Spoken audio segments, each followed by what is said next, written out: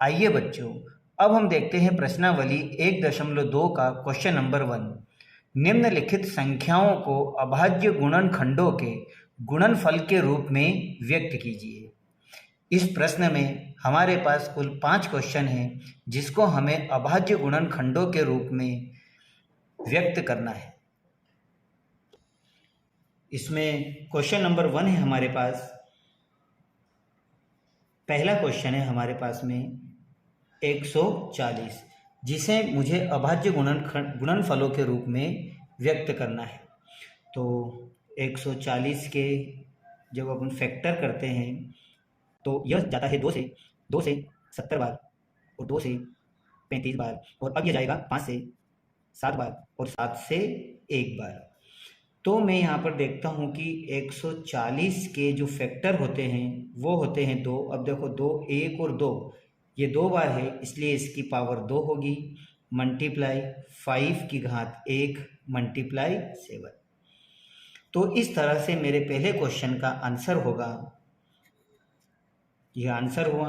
अब उसी तरह से सेकंड सवाल देखें। सेकंड सवाल है मेरे पास में 156। अब इसी तरह से मुझे 156 के भी फैक्टर करने होंगे। तो 156 के मेरे फैक्टर होंगे, पहले ये जाएगा 2 से जाएगा ये मेरे पास 78, फिर 2 से जाएगा ये 2 तिया 6 और 2 इनाम 18, फिर ये 3 से जाएगा 3 एकम 3 और 3 त्रिया 9, और यह 13 से जाएगा 1 बार। तो 156 के मेरे पास में अभाज्य टुकड़े होते हैं। यहाँ पर 2 बार है, तो 2 की घात 2 गुणित 3 की घात 1 गुणित 13 की घात 1, ये आपका आंसर हुआ। उसी तरह से अब देखिए अगला question, question number 3। Question number 3 है आपके पास में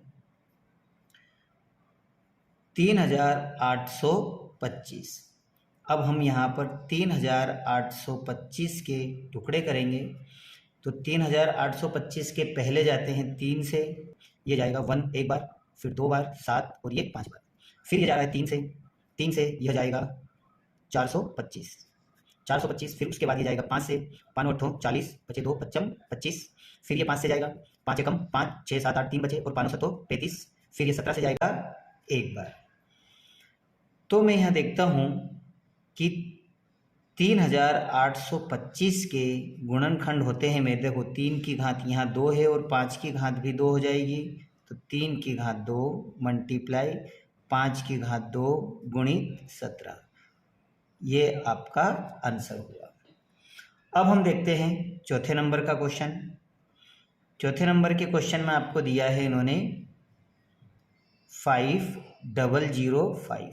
आइए अब हम इसके फैक्टर करते हैं। तो 5005 के फैक्टर हम करें तो 5005 के फैक्टर होंगे, पहले ये जाएगा 5 से, 5 एकम 5 0 5 एकम 5, अब ये जाएगा 7 से जाएगा ये 143, अब यह जाएगा 11 से, 11 एकम 11 और 11 तिया 33, और अब यह जाएगा 13 से 1 बार। तो इस तरह से मैं कह सकता हूँ कि 5005 के अभाज्य गुणनखंड होंगे हमारे 5 की घात 1 मल्टीप्लाई 7 की घात 1 मल्टीप्लाई 11 की घात 1 मल्टीप्लाई 13 की घात 1। तो इस तरह से ये हमारा हो गया आंसर। अब मैं देखता हूँ लास्ट सवाल। लास्ट सवाल मुझे दिया है इन्होंने 5वें नंबर का। 5वें नंबर का सवाल इन्होंने मुझे दिया है 7429। अब मैं 7429 के फैक्टर करता हूँ।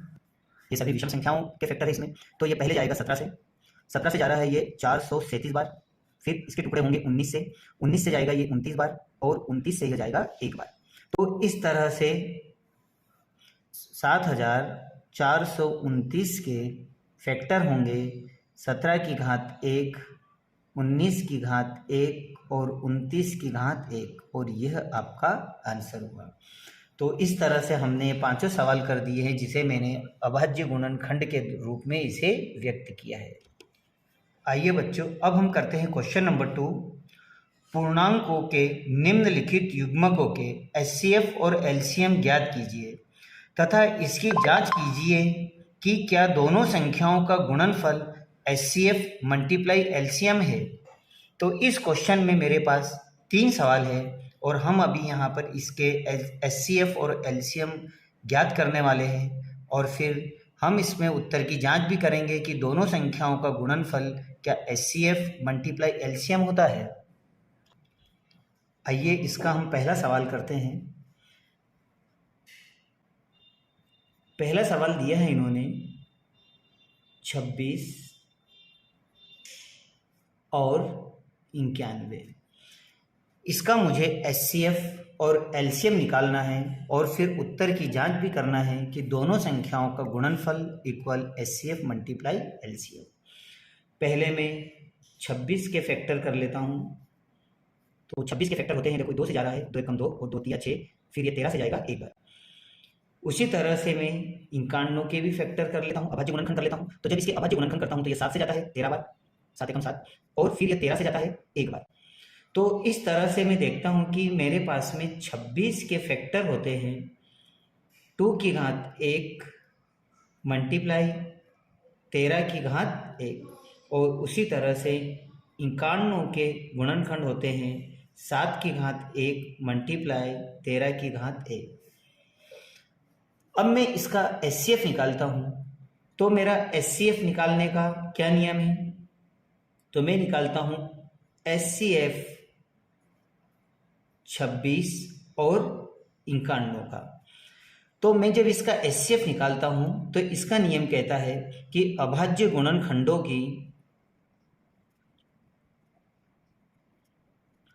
की सबसे छोटी घातों का गुणनफल।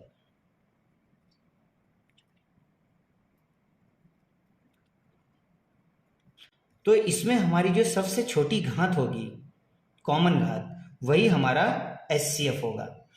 तो इस तरह से इस संख्या का जो एचसीएफ है, एचसीएफ 26 और 91 बराबर, तो इसमें सबसे छोटी घात मेरे पास में है 13, ये मेरा कॉमन है, तो ये लिखा मैंने 13 की घात 1। तो ये मेरा पहला आंसर आया। आइए अब इसका निकालते हैं एलसीएम। तो मेरा एलसीएम का नियम क्या कहता है? एलसीएम किन दो संख्याओं का? 26 और 91 का। तो इसका नियम कहता है अभाज्य गुणनखंड की सबसे बड़ी घातों का गुणनफल। अभाज्य गुणनखंडों की सबसे बड़ी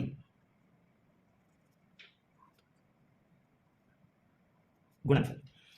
अब यहां पर मेरे पास में सबसे बड़ी घात कौन सी है? तो मैं लिखता हूं यहां पर एलसीएम 26 और 91। तो इसमें मैं देखता हूं मेरे गुणनखंड की सबसे बड़ी घात। तो सबसे बड़ी घात में मेरे पास में 2 भी है, मेरे पास 7 भी है और 13 भी है। तो मैं लिखूंगा यहाँ पर 2 की घात 1 मल्टीप्लाई 7 की घात 1 मल्टीप्लाई जो कॉमन है 13 की घात 1। अब मैं जब इनका मल्टीप्लाई करता हूँ तो मेरे पास में इनका मल्टीप्लाई आता है इक्वल में 182, और ये आपका आंसर हुआ। अब मुझे इसकी करना है जांच। तो मैं लिखता हूँ यहाँ पर जांच का फार्मूला क्या है मेरा? दोनों संख्याओं का गुणनफल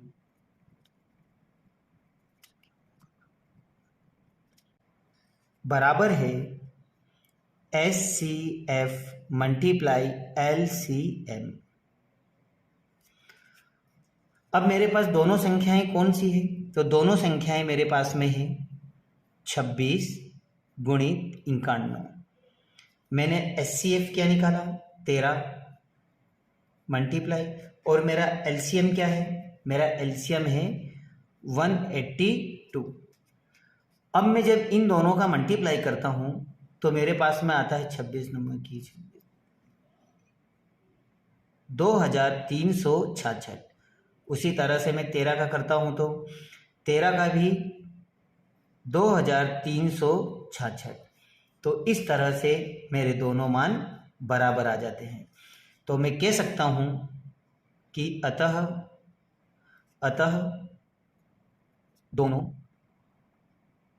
संख्याओं का गुणनफल बराबर HCF मल्टीप्लाई LCM। तो यह आपका आंसर हुआ। तरह है ये। आइए अब हम सेकंड सवाल देखते हैं। सेकंड सवाल है मेरे पास में 510 और 92। 510 के मैं फैक्टर करता हूँ तो 510 के फैक्टर होंगे। पहले ये 2 से जा रहा है, 2 दूनी 4 और 1 2 पंजे 10 और 2 पंजे 10। अब हम इसे करेंगे 3 से।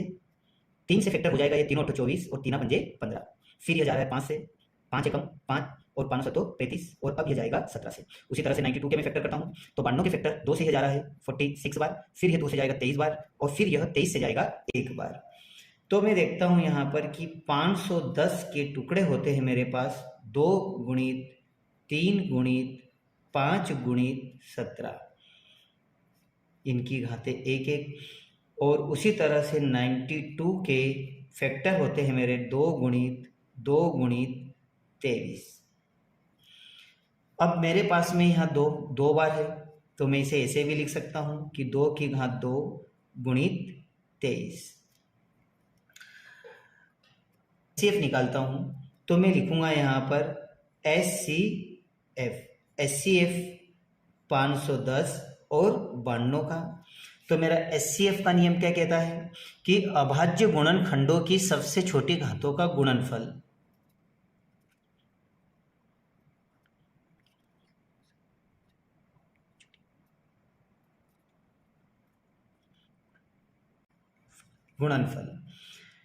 तो मेरी यहाँ पे सबसे छोटी घात कौन सी है? तो सबसे छोटी घात मेरी आएगी HCF में 510 और 92 में सबसे छोटी घात मेरे पास में है 2 और इसकी डिग्री कितनी है? 1, सॉरी यहाँ 1 और इसकी डिग्री है मेरे पास 2। तो सबसे छोटी घात मेरे पास में 2 है। तो यही आपका आंसर हुआ। अब हम निकालते हैं इसका LCM। तो मैं लेता हूँ अब इसका LCM मुझे लेना है 510 और 92 का। इसका क्या नियम है? अभाज्य गुणनखंड की सबसे बड़ी घातों का गुणनफल।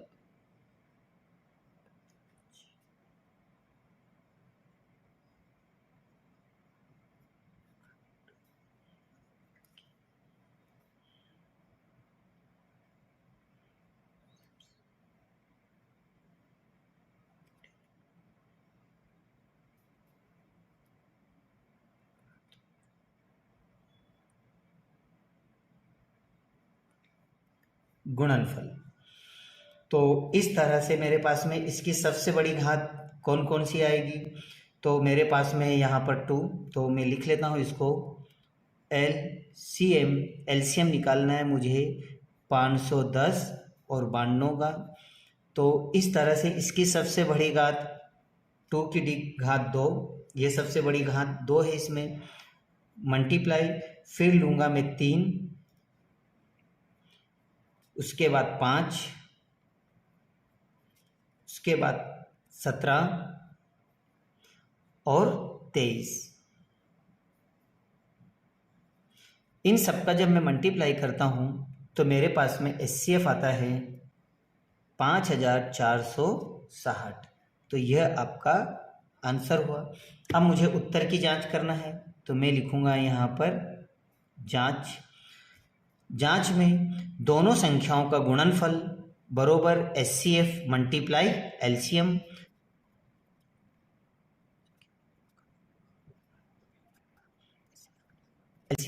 अब दोनों संख्याएं कौन सी है आपकी? 510 मल्टीप्लाई 92। आपने HCF क्या निकाला? HCF आपका 2 है, मल्टीप्लाई LCM आपने क्या निकाला? 5460।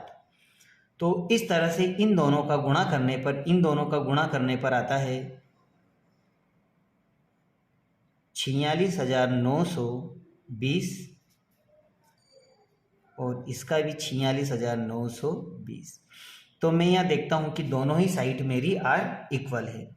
तो इस तरह से मैं कह सकता हूँ कि अतः दोनों संख्याओं का गुणनफल HCF मल्टीप्लाई LCM।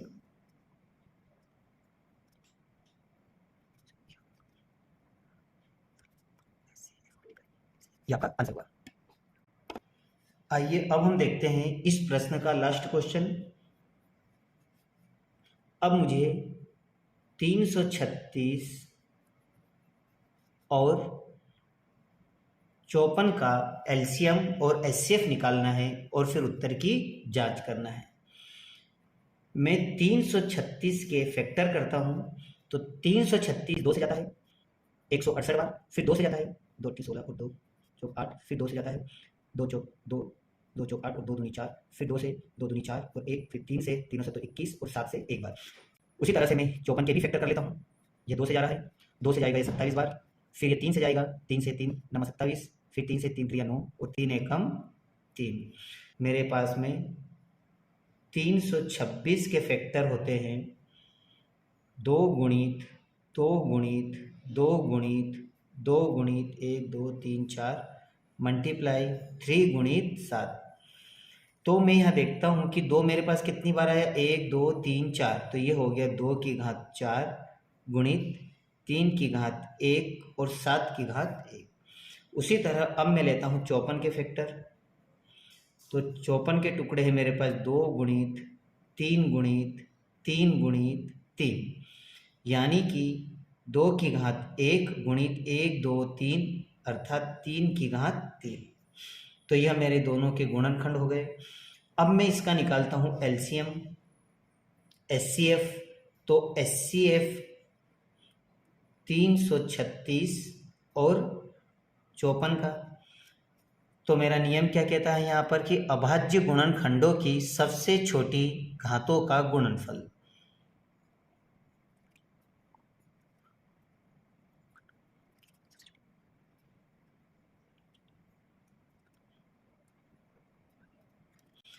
अभाज्य संख्या की सबसे छोटी घातों का गुणनफल। अब इनमें सबसे छोटी घात हमारे पास क्या है? तो सबसे छोटी घात मेरे पास में आ जाएगी, एक तो 2 है, यहाँ पे 4 है और यहाँ 2 है। तो मैं लिख लेता हूँ यहाँ पर कि HCF 336 और 54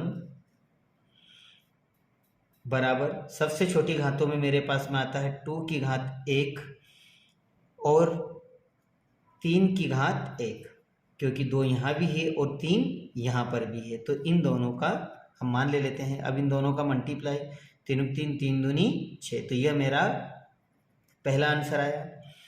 अब मैं निकालता हूँ एलसीएम। अब मैं लेता हूँ एलसीएम। एलसीएम किन दो संख्याओं का? 336 और 54 का। एलसीएम का नियम क्या कहता है कि अभाज्य गुणनखंडों की सबसे बड़ी घातों का गुणनफल।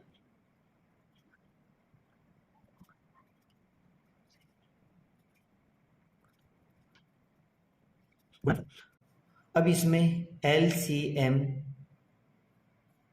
336 और 54 का एलसीएम, इसमें सबसे बड़ी घातें। तो सबसे बड़ी घातों में मैं देखता हूँ कि मेरे पास में आता है 2 की घात 4, ये रहा 2 की घात 4, और उसी तरह से मल्टीप्लाई 3 की घात 3, 3 की घात 3, और मेरे पास क्या बच रहा है 7। तो मल्टीप्लाई 7। अब मैं जब इसका मल्टीप्लाई करता हूँ तो 2 2 4 4 8 8 8 2 16 मल्टीप्लाई 3 से 3 9 9 9 9 27 मल्टीप्लाई 7। और जब मैं इसका मल्टीप्लाई करता हूँ तो मेरे पास में आता है 3024। ये मेरा क्या निकला? यह मेरा एलसीएम। अब मुझे उत्तर की जांच करना है। जांच, तो जांच का नियम क्या है मेरा कि दोनों संख्याओं का गुणनफल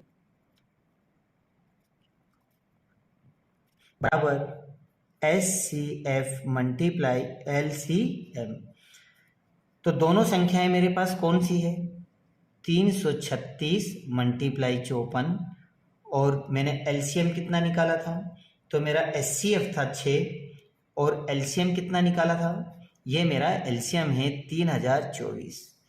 और मैं जब इनका मल्टीप्लाई करता हूँ इन दोनों का, तो ये आता है 18144, और इन दोनों का मल्टीप्लाई करने पे भी आता है मेरा 18144। तो मैं यहाँ देखता हूँ कि दोनों ही मान आर इक्वल है। तो मैं कह सकता हूँ कि अतः दोनों संख्याओं का गुणनफल एचसीएफ मल्टीप्लाई एलसीएम।